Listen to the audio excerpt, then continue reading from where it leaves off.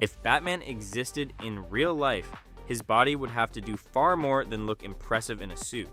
He would need to sprint, climb, fight, carry people, and keep performing when exhausted. That is what makes the idea of training like Batman so appealing. You are building a body that looks powerful because it actually has a reason to be powerful.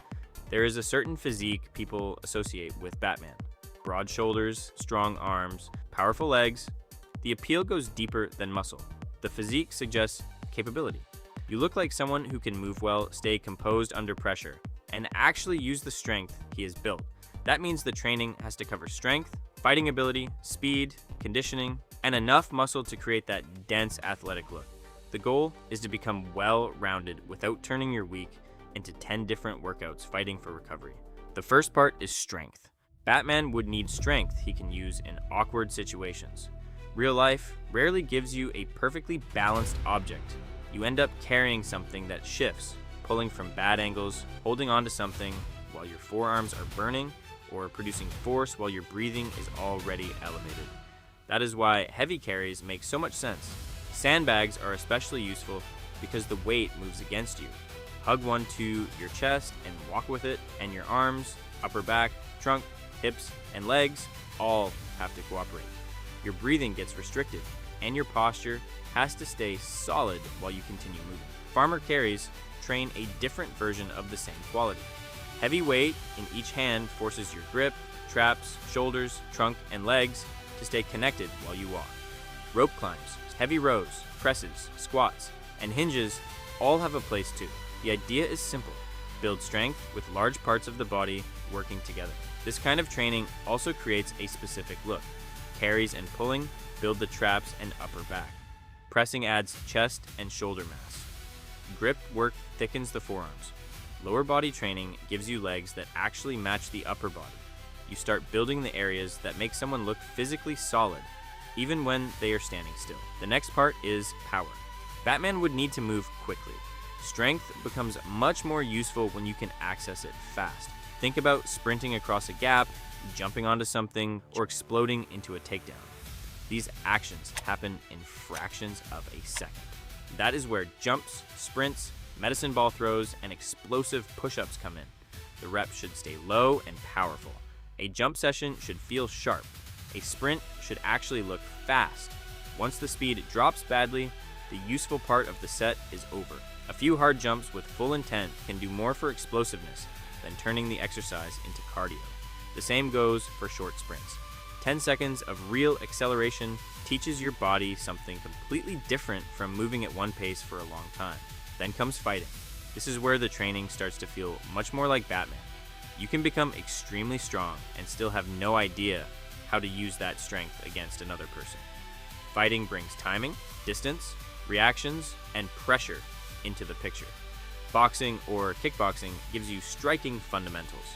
You learn how to move your feet, control distance, defend yourself, and generate force while your entire body is moving. Wrestling adds another side of physical ability. Trying to move another human who is actively resisting you is completely different from moving a weight. Your hips, grip, posture, balance, and endurance suddenly matter much more. Brazilian Jiu-Jitsu adds ground control and shows you how much leverage and positioning can change what happens. You do not need 5 different martial arts. One good combat sport trained consistently changes the way you use your body. MMA is probably the most complete option because striking and grappling are trained together. Boxing, combined with wrestling, or BJJ, also gives you a strong foundation. There is a psychological side to this too. Regular combat training gives you experience being uncomfortable while someone else is applying pressure. Your heart rate rises, and you still have to think. Over time, physical pressure starts feeling more familiar. That is a huge part of the Batman fantasy. The confidence comes from knowing what your body has been through. You have tested it. You know how you react when tired. You know whether you can stay composed when someone is pushing the pace. The next part is conditioning. A body like this has to keep working after the first burst of effort. Batman is constantly shown sprinting, climbing, fighting, moving again. Your strength has to survive when your heart rate is already high. Start by building an aerobic base. Easy running, cycling, rowing, swimming, or another steady activity for around 30 to 45 minutes gives you the engine underneath everything else. This improves how quickly you recover between harder efforts. Then add short, intense intervals.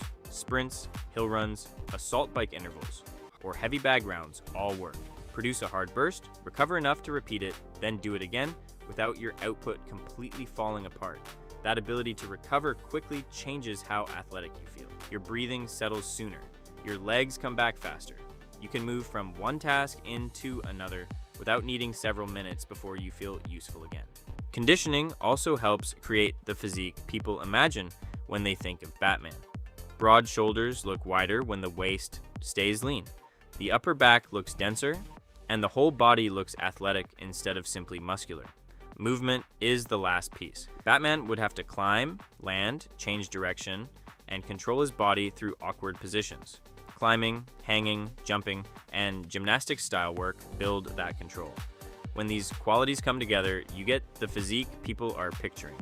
Wide shoulders, a thick upper back, strong forearms, a solid chest, powerful legs, and a lean waist. You look strong standing still, but also like you could sprint, climb, fight, and keep going. You don't need to train everything every day. 2 or 3 strength sessions, regular combat training, 1 or 2 conditioning sessions, and small amounts of explosive and movement work can cover almost everything. Over time, the qualities support each other. Strength helps your grappling. Conditioning lets you fight longer. Power makes you faster. Better movement gives you more control. That's what makes this style of training so appealing. The physique becomes proof of what your body can do. You're building the feeling that if something physical is demanded from you, you're ready for it. That's probably the closest real-world version of Batman.